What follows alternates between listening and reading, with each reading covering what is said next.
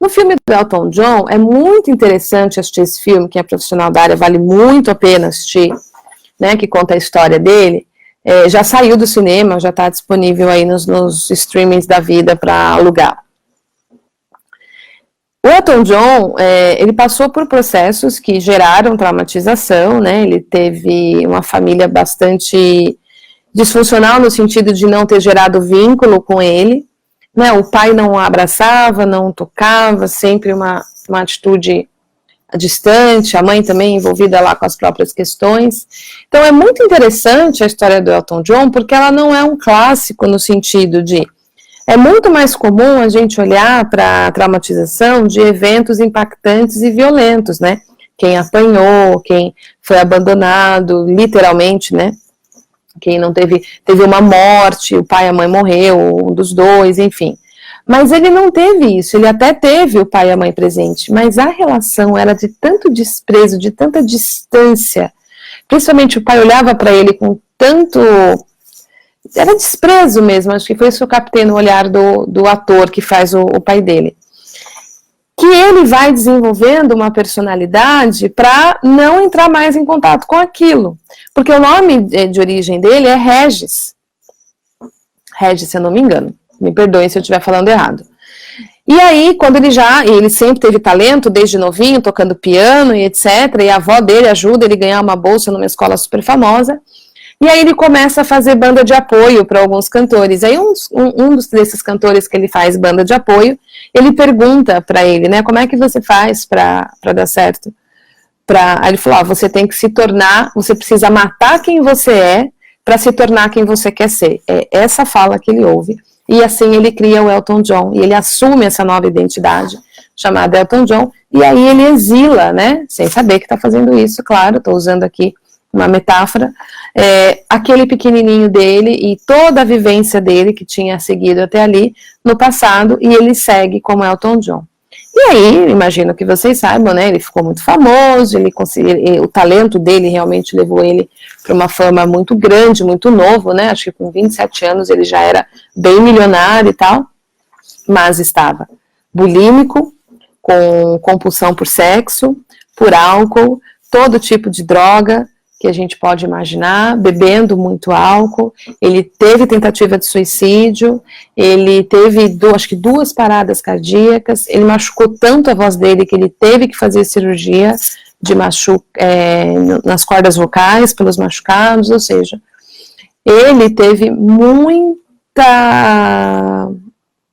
dor pelos traumas que ele desenvolveu. E aí até que ele vai para uma clínica de recuperação, e, gente, estou contando o filme quase todo, mas vale a pena ver mesmo assim, porque essa história é pública, né, todo mundo está vendo Elton John aí, recuperado há 28 anos, e ele só conta aí os detalhes, ele conta todos os detalhes dessa trajetória, até quando ele vai para a clínica, e nessa clínica ele faz um tratamento muito interessante, porque ele se reencontra com esse lugar nele, e ali você tem a oportunidade de ver o movimento interrompido, né, que ele sempre perguntava para o pai, você não vai me abraçar? E era uma das coisas, o contato, o ser visto, né, o engajamento que é tão necessário para a nossa formação, porque nós somos seres sociais e os nossos temas, né, de feridas precoces estão ligadas à formação de vínculo, que vão nos deixar mais vulneráveis à traumatização, porque nosso sistema nervoso vai ficar menos resiliente.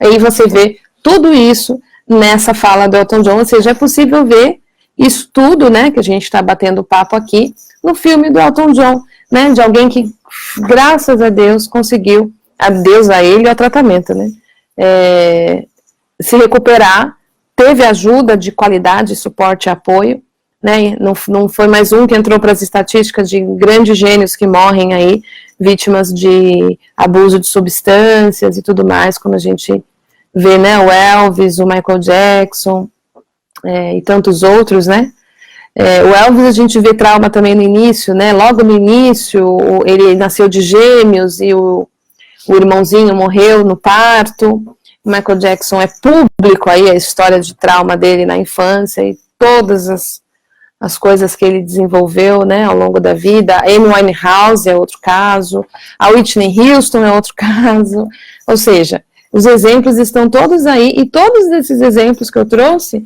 se a gente observar, a gente está falando desses movimentos interrompidos, dessas dores que essas pessoas carregam e nem imaginam, né? E às vezes a gente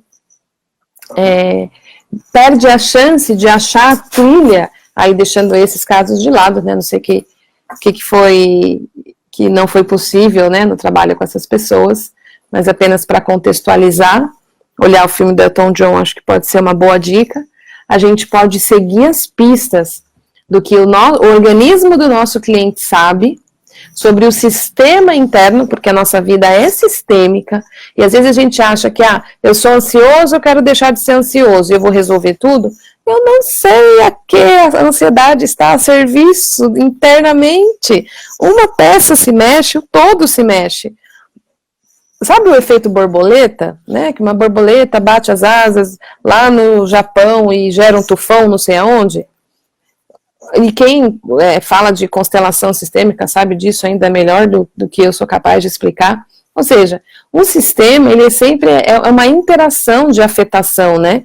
De afetar e ser afetado. Então a gente, quando segue as pistas que são parciais, mas dentro de um trabalho que é sistêmico, onde o próprio organismo vai encontrar as resoluções através dos manejos, suporte e apoios adequados para gerar, a gente está fazendo aí grandes viradas, como o Elton John fez, né, nesse trabalho que ele pôde encontrar o ponto de parada. Vamos fazer amizade com o que dói, vamos seguir as pistas do que dói, vamos acolher o que está exilado em nós e nos nossos clientes, porque eles precisam da nossa companhia, do nosso contato, da nossa amizade, da nossa compaixão em nós mesmos, e os clientes precisam fazer os mesmos em relação ao mundo interno deles, para que grandes transformações possam acontecer.